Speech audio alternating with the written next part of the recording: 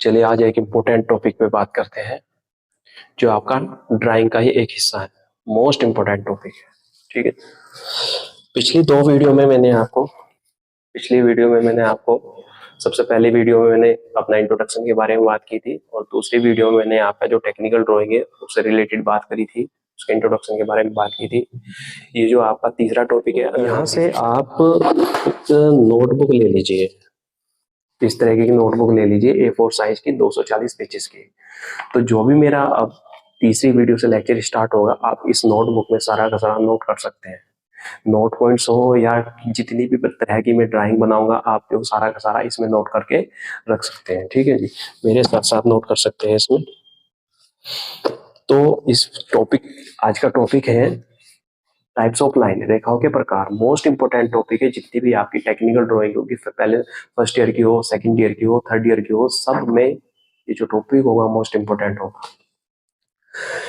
जैसे कि आपका पहले सेमेस्टर की जो ड्राइंग है इंजीनियरिंग ड्राइंग ईडी फर्स्ट है। ईडी फर्स्ट में अगर हम आज पहला चैप्टर स्टार्ट करें तो मतलब बहुत प्रॉब्लम होगी, क्योंकि जो कोई भी ड्राइंग हो, चाहे तो कोई कैसे भी ड्राइंग है, कैसा भी डायग्राम हो। जैसे कि एग्जांपल ले लेता हूँ, जैसे ये हो गया। तो जैसे ये लाइन होगी, इसमें ये लाइन होगी, ये लाइन होगी, इसमें बहुत सारी लाइन है। जो डायग्राम बन गया है यहाँ पे बहुत सारी लाइनों से बन के आया। तो कोई भी ड्राइंग के अंदर कोई भी डायग्राम होगा, कैसा भी हो, चाहे वो कैसा भी हो, वो बनेगा लाइनों से ही। अब कौन सी लाइन कहाँ चलानी है वो कौन बताएगा? ये वाला टॉपिक अगर हमने आज ये पढ़ लिया, क्लियर हो गया हमारा आज, तो बहुत नॉलेज मिलने वाली है भाई इससे। तो इसको बहुत बीच में मत छोड़ना, लास्ट तक वीडियो देखना है मेरी। ठीक है जी। तो इसमें कोई भी डायग्राम हो लाइनों लाइनों से बनेगा। कोई कैसी लाइन होगी, कोई कैसी लाइन होगी, तो यहाँ से तुम्हें पता लग जाएगा कि कौन सी लाइन का यूज कहाँ पे हमें किस करना है। ठीक है जी। इसलिए मोस्ट इंपोर्टेंट टॉपिक तो आज का टॉपिक आपका ये रहा, टाइप्स ऑफ लाइन, रेखाओं के प्रकार। सबसे पहले लाइन का जो हमारा नाम है वो है मेन लाइन। Main line. दूसरा नाम है इसका आउटसाइड लाइन। तीसरा नाम है इसका बाउंड्री लाइन।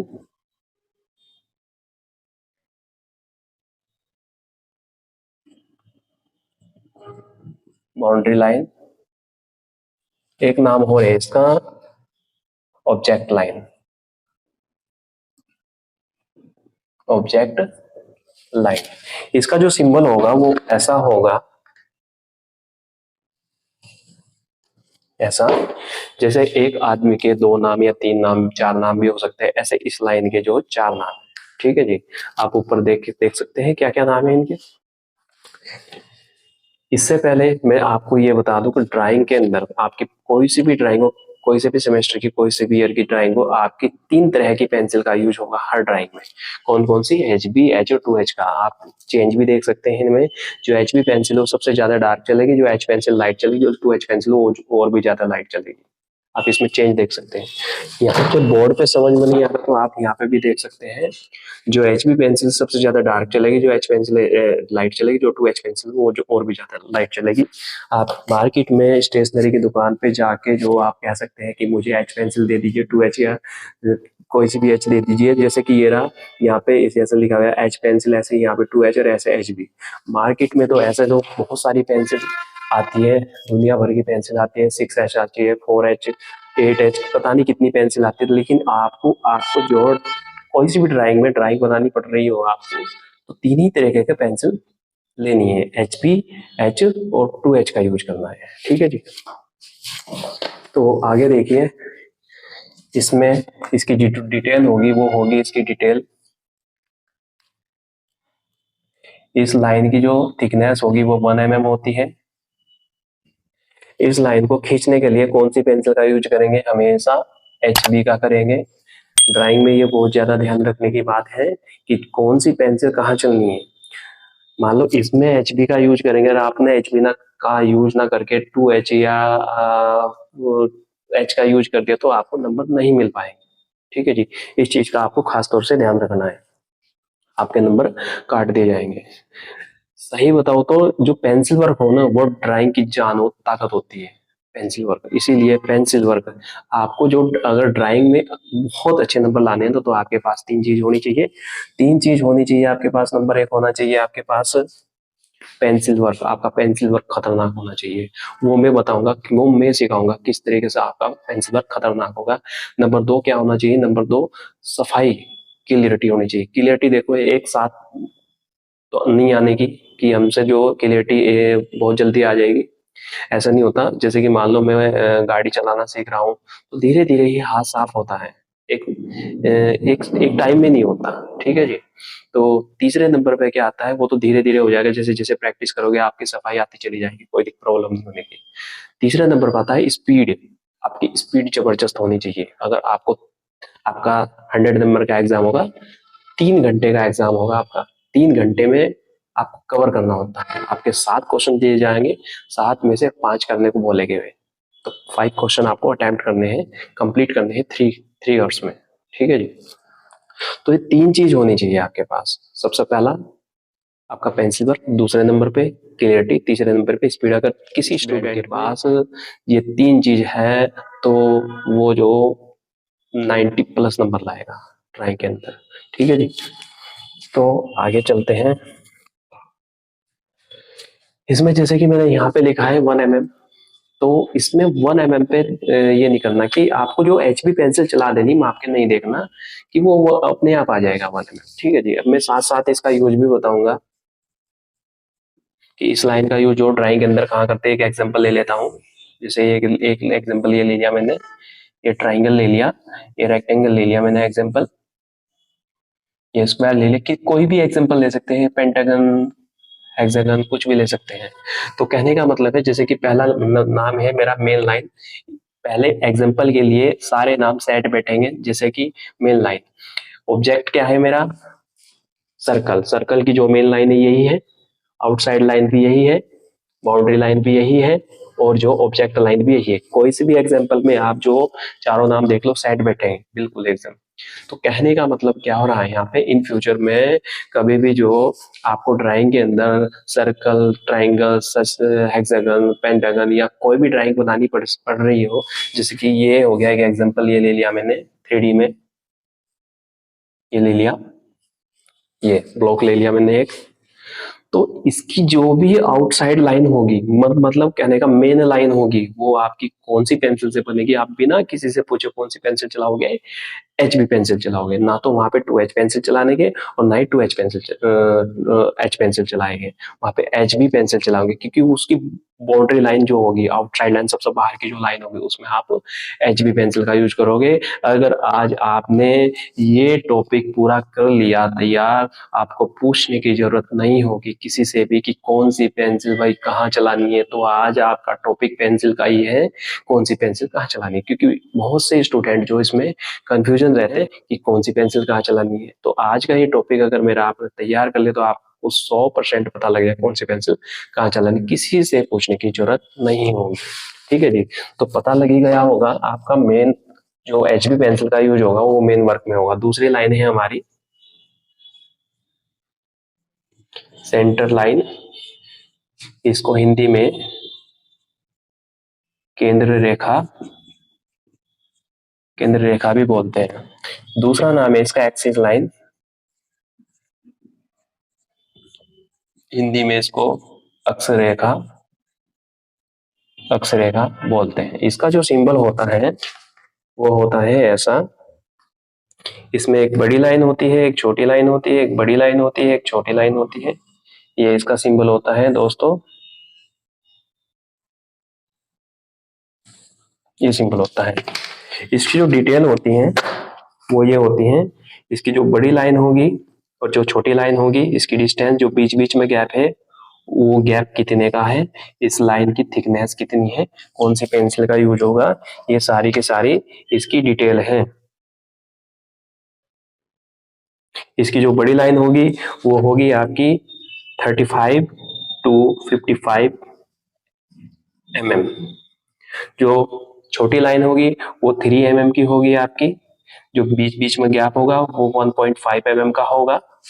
इसकी जो थिकनेस होगी वो होगी 0.4 mm होगी। कौन सी पेंसिल का यूज करेंगे हमेशा के लिए बताया जा रहा है भाई। कौन सी पेंसिल का यूज करेंगे किसी भी ड्राइंग में, फर्स्ट ईयर की हो थर्ड ईयर की हो, कैसी भी ड्राइंग हो, कौन सी पेंसिल का यूज करा जाएगा इसमें? इसमें एच पेंसिल का यूज होगा आपका, एच पेंसिल का यूज होगा इसमें। ठीक है जी। तो इसका जो सिंबल होगा, जैसे ये क्या हुआ है, इसकी डिटेल हुई। इसका यूज कहाँ पे होगा, यूज हम साथ साथ बताएंगे। इसका यूज कहाँ होगा, जैसे कि मैंने एक एग्जांपल ले लिया, सर्कल ले लिया मैंने, दूसरा एग्जांपल मैंने एक रेक्टेंगल ले लिया, ये ले लिया। तो सर्कल की बात करते हैं। सबसे पहले सर्कल के, वो तो आपको पता ही होगा कि किसी भी सर्कल से, सर्कल के सेंटर से कितनी सेंटर लाइन खींची जा सकती है, वो खींची जा सकती है इनफाइनाइट कितनी भी। अगर मैं ये सर्कल है और इसके सेंटर से मैं डायरेक्ट लाइन खींचता हूं तो मेरे नंबर काट दिए जाएंगे, क्योंकि सेंटर के लिए स्पेशल अलग से लाइन बनी है ड्राइंग के अंदर। ठीक है, सेंटर के लिए कैसी, इसमें एक बड़ी लाइन होगी, एक छोटी लाइन खींचनी है, एक बड़ी लाइन खींचनी है, एक छोटी लाइन खींचनी है, एक बड़ी लाइन खींचनी है। कितनी भी खींच लो वो आपको इसी स्टाइल में खींचनी पड़ेगी, क्योंकि सेंटर के लिए अलग से लाइन है। हाँ, ये कह सकते हैं कि सेंटर से अलग अगर आप लाइन खींचते हैं और खींचते हैं ऐसा, तो फिर भी नंबर काट दिए जाएंगे आपको। सेंटर से अलग अगर आपको लाइन खींचनी है तो आप डायरेक्ट लाइन चलाओ, कोई प्रॉब्लम नहीं है, डायरेक्ट लाइन चला सकते हो। इसका यूज ओनली सेंटर के लिए ही करेंगे, कोई भी डायग्राम के सेंटर के लिए ही करेंगे इसका यूज आप। ठीक है जी। जैसे दूसरा एग्जांपल ले सकते हैं, इसका सेंटर कैसे निकलेगा, इसके डायगोनल मिला लो, डायगोनल मिला के सेंटर निकल जाएगा। लेकिन फिलहाल जो ये लाइन है, ये सिंबल गलत है, इसको सही में करके लिखना है, क्योंकि ये सेंटर से गुजर गई। सही में कैसे लिखेंगे, इसमें एक बड़ी लाइन होगी, एक छोटी होगी, एक बड़ी होगी, एक छोटी होगी, इस तरीके से। तो आप समझ ही गए होंगे सेंटर लाइन का यूज कहाँ होगा, किसी भी डायग्राम के सेंटर के लिए यूज होगा, बाकी कहीं नहीं। तो देखिए इसके नाम से ही पता लगता है, सेंटर लाइन केंद्र रेखा, किसी भी डायग्राम के केंद्र से जाने वाली रेखा। दूसरा नाम है इसका एक्सिस लाइन। दोनों नाम में बहुत चेंज है, हम इसको यहाँ पे एक्सिस लाइन नहीं बोल सकते, सेंटर लाइन बोलेंगे। दोनों में क्या चेंज है, जैसे अर्थ है, पृथ्वी अपनी एक्सिस पे घूम रही है, फैन अपनी एक्सिस पे घूम रहा है। जो मैंने अभी नाम लिया पृथ्वी का, पृथ्वी क्या है, 3D में है, फैन क्या है, 3D में है। जैसे ये हमारे पास एक ये होगी इंक, इंक की डब्बी, ये भी 3D में होगी। तो इसमें में सेंटर लाइन है, सबकी एक्सिस होती है, इसकी भी एक्सिस होती है, एक्सिस है, पेंसिल की भी एक्सिस है, हर किसी की एक्सिस होती है, मेरी भी एक्सिस है, सबकी एक्सिस होती है। लेकिन हम एक्सिस नाम कहाँ लेंगे, 3D, थ्री डी बॉडी के लिए लेंगे, चाहे वो बॉडी कैसी भी हो। और सेंटर लाइन कहाँ लेंगे हम नाम, जब हम 2D डायग्राम बना रहे हो, जैसे कि बोर्ड पे या आप अपनी कॉपी में बनाओगे, तो जो भी 2D डायग्राम होगा वहां पे हम सेंटर लाइन नाम लेंगे। और जो जितने भी आपके तो 3D डायग्राम होंगे वहां पे हम, जैसे बॉल होगी, गेंद होगी, उसमें उसकी भी एक्सिस होती है, वहां पे हम सेंटर लाइन कह सकते हैं, वहां पे एक्सिस का नाम लेंगे। तो दोनों में चेंज है, सिंबल यही होगा दोनों का। एक बात और बता दूं, ये जो लाइन है ये इमेजनरी है, इसकी कल्पना करी जाती है, ये रियल में नहीं होती। ठीक, एक्सिस, जैसे कि फैन अपनी एक्सिस पे घूम रहा है, दिख दिख दिख तो नहीं रही ना, एक्सिस पे घूम रहा है लेकिन वो घूम रहा है। पृथ्वी अपनी एक्सिस पे घूम रही है, दिख तो नहीं रही ना एक्सिस पे, लेकिन घूम रही है। ठीक है जी। तो कल्पना कर सकते हैं इन सब चीजों की, ये होती नहीं। इसमें एक बात और बता दूं, इसमें भी कंफ्यूजन रहोगे आप, नहीं तो इसमें जो बड़ी लाइन मैंने लिखी 35 से 55 mm लिखी। अब मान लो मैं इतना सा डायग्राम बनाया, यहाँ पे मैंने ये, अब ये सेंटर हो गया, मान लो इसका डायमीटर 35 mm का है, तो इसके हिसाब से तो पहली जो लाइन है वो यहाँ से लेकर यहाँ तक आनी चाहिए। और अगर मैं डायग्राम के अकॉर्डिंग देखूँ तो ये गलत हो जाएगी, क्योंकि इसमें तो सिंबल जो आएगा कट कट करके आएगा। तो क्या है, ये जो डिटेल आपको बताई गई, ये कहीं आपका इंटरव्यू हो रहा हो या कहीं पे आपको किसी भी एग्जामिनर को बतानी पड़ रही हो, तो वहां पे डिटेल ये बतानी है आपको, वहां पे डिटेल। और आपके डायग्राम में कैसे इसको यूज करना है, इसका इसका मतलब ये है कि बड़ी लाइन, भाई एक तो बड़ी लाइन होनी चाहिए, एक छोटी लाइन होनी चाहिए, एक बड़ी लाइन होनी चाहिए, एक छोटी लाइन होनी चाहिए, एक बड़ी लाइन। ये बड़ी लाइन की डिस्टेंस जरूरी नहीं कि 35 mm ही हो, ऐसा कुछ नहीं है। जैसे कि मैं बहुत बड़ा डायग्राम लेता हूँ, एक सर्कल ले लिया, इसमें क्या होगा, जो बड़ी लाइन होगी इसकी डिस्टेंस चेंज अलग अलग है दोनों में। और जो छोटी लाइन होगी इसकी डिस्टेंस छोटे वाले की, इसकी चेंज है अलग अलग। कहने का मेरा मतलब क्या है कि डायग्राम बड़ा छोटा कितना भी हो कोई प्रॉब्लम नहीं, आपको जो बड़ी लाइन की, जो यहाँ पे जो बड़ी लाइन है उसको बड़ी कर लेना है, छोटी लाइन है उसको उसी अकॉर्डिंग और डायग्राम के अकॉर्डिंग छोटा कर लेना है। ठीक है जी।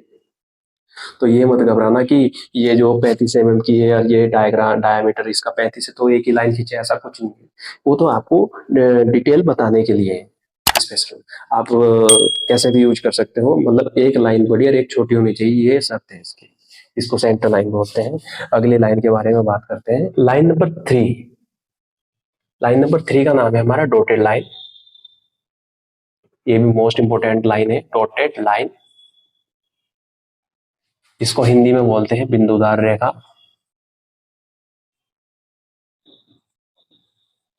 बिंदुदार रेखा। दूसरा नाम है इसका हिडन लाइन। हिडन लाइन, इसको हिंदी में बोलते हैं छिपी हुई रेखा।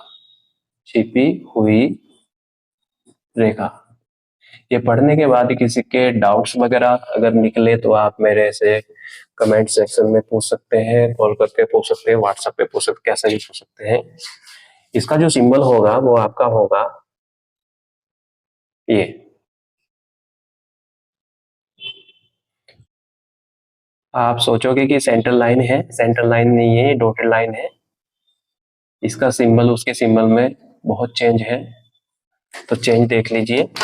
सेंटर लाइन में क्या था, एक बड़ी लाइन थी, एक छोटी, एक बड़ी लाइन। इसमें क्या है, सब लाइन की जो लेंथ है वो बराबर है।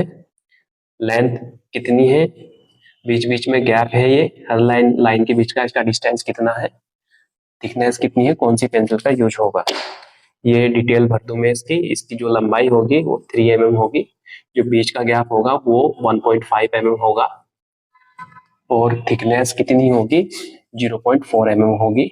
कौन सी पेंसिल का यूज होगा, हमेशा एच पेंसिल का आपको यूज करना है इसके अंदर। कहीं भी आप डॉटेड लाइन या सेंटर लाइन यूज कर रहे हो, आपको बिना किसी से पूछे एच पेंसिल, मतलब ना तो ज्यादा डार्क ना ज्यादा फिक्की, बीच की पेंसिल, मीडियम पेंसिल चलानी है। ठीक है जी। इसका यूज कहाँ होगा, इसको डॉटेड लाइन इसलिए बोलते हैं क्योंकि dot dot dot dot dot dot करके बनाया जाता है।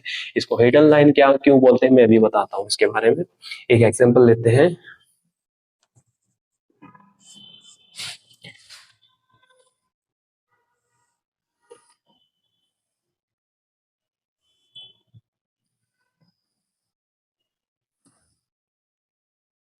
जैसे कि मैंने एक एग्जांपल ले लिया, ऐसा ही मैंने यहाँ पे बोर्ड पे ड्रॉ कर दिया।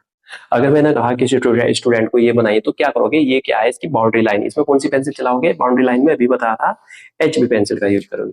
अगर मैं कॉर्नर की बात करूँ, इसके कॉर्नर कितने डिग्री एंगल है, 90 डिग्री, 90 डिग्री, सब सारे के सारे कॉर्नर 90 डिग्री के एंगल के हैं।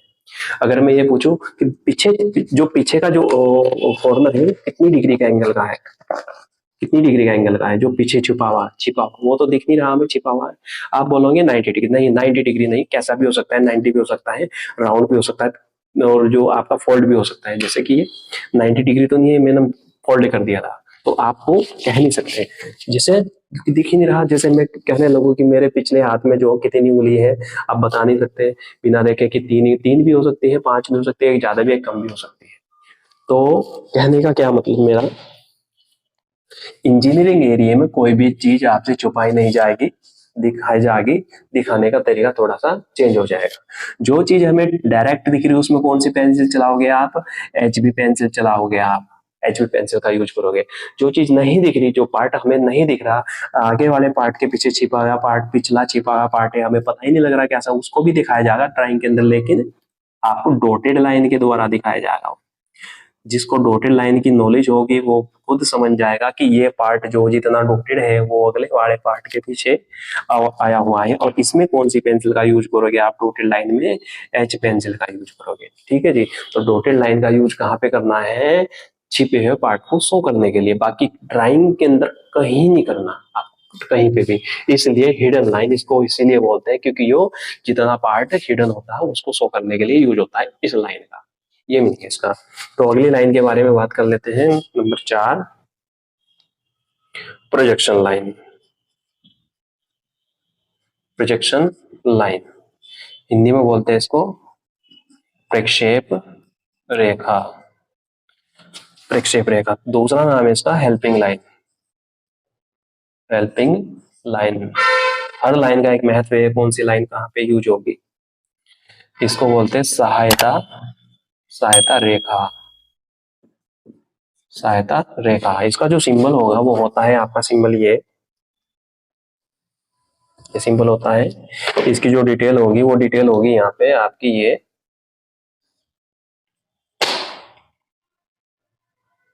इसमें कौन सी पेंसिल का यूज करो, इसकी थिकनेस कौन सी होगी, इसकी थिकनेस होगी 0.3 mm।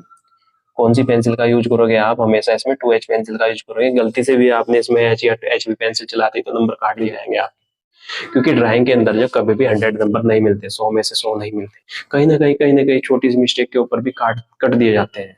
जैसे कि मैथ हो गया, इंग्लिश होगी, कोई भी अदर सब्जेक्ट होगा, इसमें तो आपके पूरे पूरे नंबर आ जाएंगे, इसमें कभी भी नहीं आते।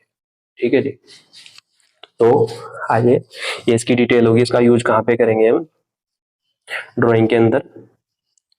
जैसे एक एग्जांपल ले लेता हूं मैंने एक एग्जांपल ले लिया रेक्टेंगल। मान लो इसका साइज कितना है 100 इंटू 50 mm का, कोमा दूसरा एग्जांपल ले लिया मैंने, रेक्टेंगल ही ले लिया, इसका साइज भी मान लो 100 इंटू 50 mm का ही है। ये यहाँ पे मान लिया मैंने A B C D, A B C D. तो हमें यहाँ पे क्या करना है, इसका साइज दिखाना है। तो साइज क्या है, साइज हम ऐसे दिखाते हैं क्या, ये 50 mm, 100 mm, 50 mm।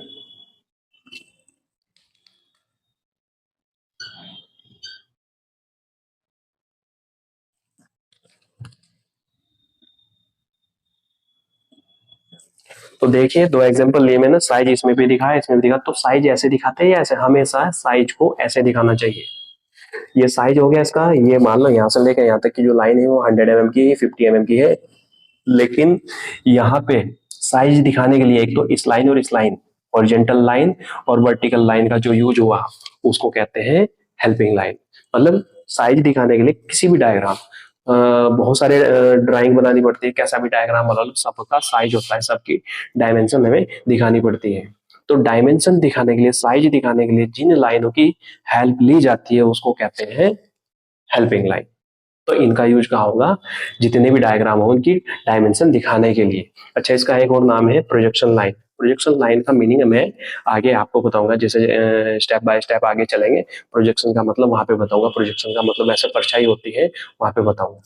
Helping line का पता लगी गया आपको कहाँ पे यूज करना, इसका कहीं नहीं यूज करना साइज दिखाने के लिए। ठीक है जी। तो चलिए नंबर 5 लाइन है आपकी हैचिंग लाइन। हैचिंग लाइन, दूसरा नाम है इसका सेक्शन लाइन। सेक्शन लाइन, इसका जो सिंबल होगा वो होगा, ना तो ये कभी हॉरिजॉन्टल की ना वर्टिकली, हमेशा तिरछी खींचती है। चाहे तो हम इधर इधर को खींच लो, चाहे आप इधर को भी खींच सकते हैं इसको।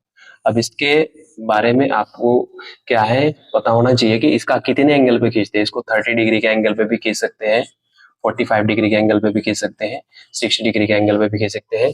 इधर को खींच लो या इधर को खींच लो। इन लाइनों को जो बीच का गैप होगा वो कितना रखना है, कौन सी पेंसिल का यूज होगा, इन लाइनों को जो बीच का गैप होगा वो 2 से 3 mm आप रख सकते हैं। कौन सी पेंसिल का यूज होगा, हमेशा एच पेंसिल का यूज करेंगे हमेशा इसमें। ठीक है जी। इसका यूज कहाँ करेंगे ड्राइंग के अंदर हम, जैसे आप मार्कर देखिए सामने से कैसा दिख रहा है, आपको मार्कर गोल दिख रहा है, और मैं यहाँ पे मान लो ब्लेड से ऐसा काट दूं, काटने के बाद इतना ऐसा फेंक दूं, जो बाकी का रह जाएगा वो कैसे दिखेगा, वो भी गोल दिखेगा, लेकिन उसमें क्या हो जाएगा, उसमें सेक्शन लाइन कर दी जाएगी। अब जिसको सेक्शन लाइन की नॉलेज होगी वो क्या करेगा, वो बता देगा कि ये कटने से पहले का दृश्य है, कटने के बाद का दृश्य है। ये कटने से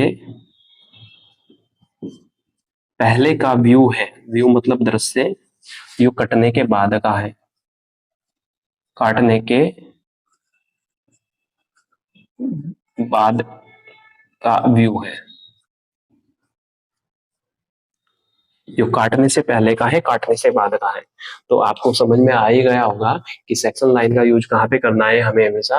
अगर कोई बॉडी कहीं से कटी हुई है या हमें काटनी पड़ जाए तो वहां पे हम सेक्शन लाइन का यूज करेंगे, बाकी इसका यूज कहीं नहीं होगा। ठीक है जी। अगली लाइन के बारे में बात कर लेते हैं, नंबर 6 फ्री हैंड लाइन।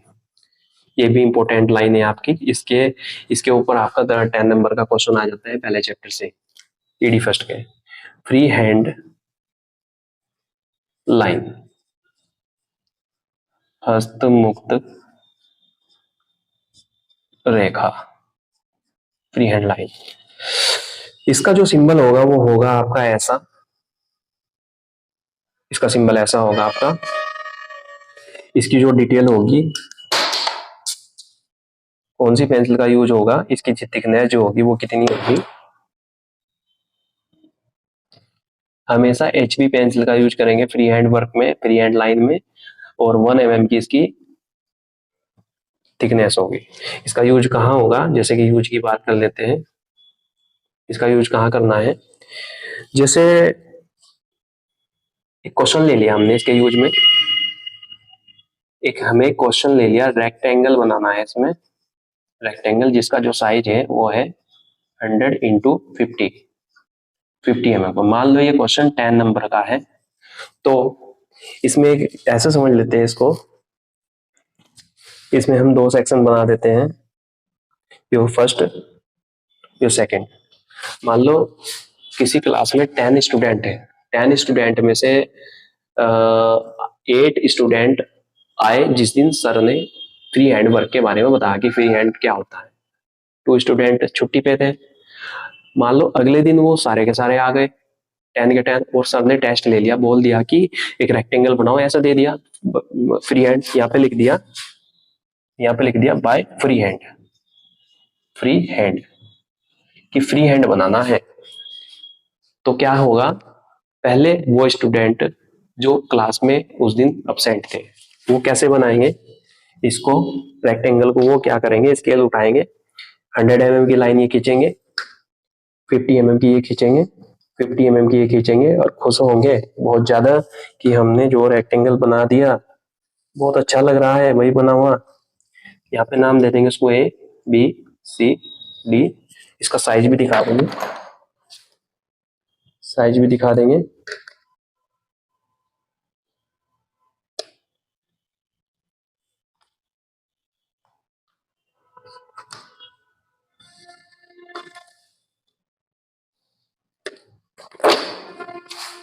ये साइज दिखा दिया हमने यहाँ से, ये 100 mm का है, ये 50 mm का है।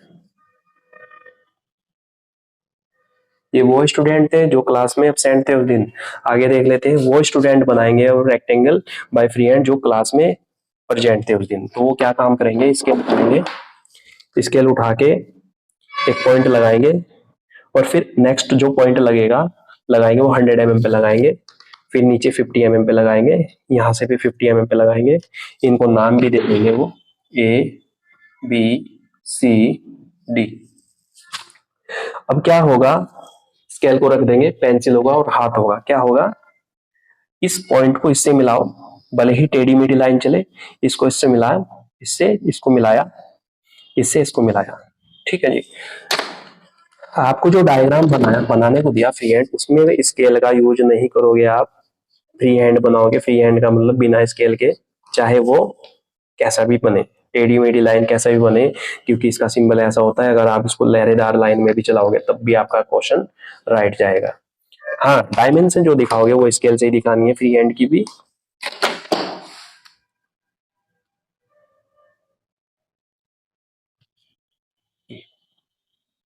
हंड्रेड mm, और ये हो गया आपका 50 mm। तो इसमें क्या हुआ, मान लो ये क्वेश्चन 10 नंबर का था, 10 नंबर में इनको मिलेंगे 0 नंबर, और इनको मिलेंगे 9.5 नंबर या 9 नंबर मिलेंगे, क्योंकि पूरे नहीं मिलते ड्राइंग के अंदर। जबकि देखने में अच्छा ये लग रहा है, ये नहीं लग रहा इतना, क्योंकि उसने बोल दिया बाय फ्री हैंड। अगर बाय फ्री हैंड उसने कह दिया ना सर्कल बनाओ, तो सर्कल भी आपको बिना कंपास के बनाना है, भले ही वो कैसा भी बने, वही राइट जाएगा आपका। तो फ्री हैंड का मीनिंग समझ ही गए होंगे। अगर आपका कोई क्वेश्चन फ्री हैंड आता है, आ जाता है कोई भी क्वेश्चन बाय फ्री हैंड, तो आपको जो वहां पे स्केल का यूज नहीं करना। थोड़ा सा नोट पॉइंट बताना है मैंने आपको, इंपॉर्टेंट नोट पॉइंट है आपके लिए वो भी, क्योंकि उसमें भी कंफ्यूजन रहते हैं, स्टूडेंट बहुत ज्यादा कंफ्यूज रहते हैं भाई। आज इसको भी क्लियर करूंगा मैं। देखिए, ये नोट पॉइंट उतार लीजिए, ये नोट है आपका। इसमें मैंने 2 पार्ट कर लिए, 2 पार्ट में इधर लिख लिया मैंने, फ्री हैंड लाइन, और इधर भी लिख दिया फ्री हैंड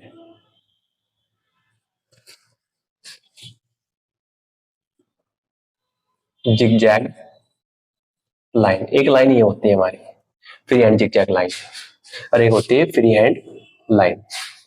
तो दोनों में चेंज है थोड़ा थोड़ा सा। यहाँ पे ये यहाँ पे लिखना है, मैं यहाँ पे ये होती है शॉर्ट ब्रेक लाइन,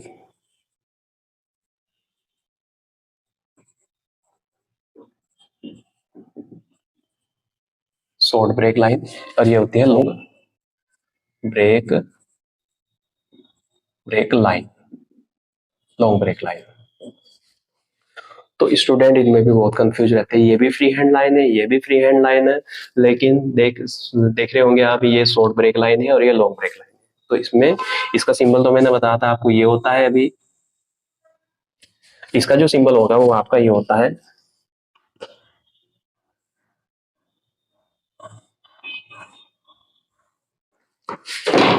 ये लाइन में कट कट देके आप ऐसी जेड की आकृति बना दो इसके अंदर, तो इसका सिंबल बन के तैयार हो जाए। लॉन्ग ब्रेक का ये होता है, शॉर्ट ब्रेक का ये होता है। अब मान लो उसने कह दिया कि फ्री हैंड आप रेक्टेंगल हो या कुछ भी, तो आपके माइंड में आएगा कि ऐसे बनाए या इस लाइन से बनाए। तो मैं बताता हूं, जैसे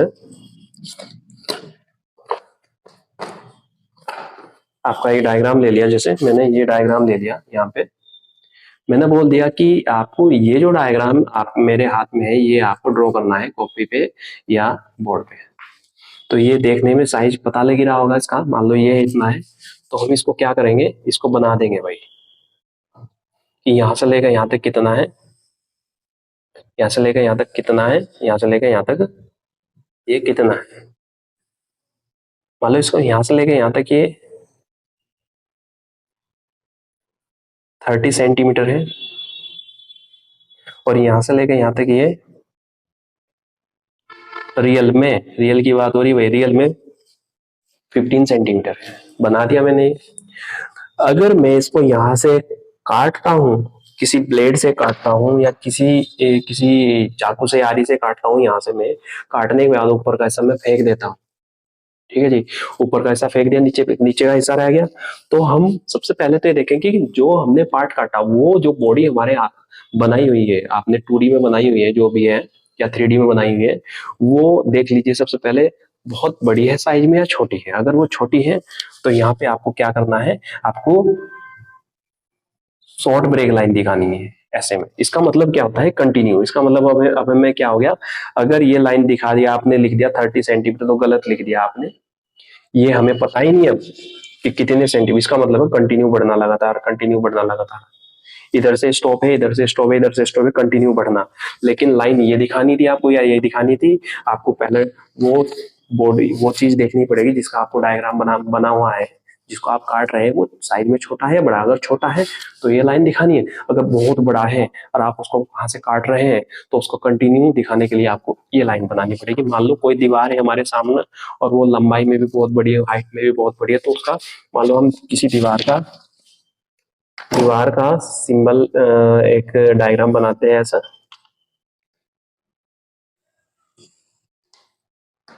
अभी तो मैं समझने के लिए छोटा ही बना दूं इसको, मतलब कहने का साइज में बहुत बड़ा है ये, ऐसे मान सकते हैं हम इसको। ये देखिए मैंने ईंट की दीवार ले ली यहाँ पे, तो इसमें भी कंफ्यूज होने की कोई बात नहीं है भाई।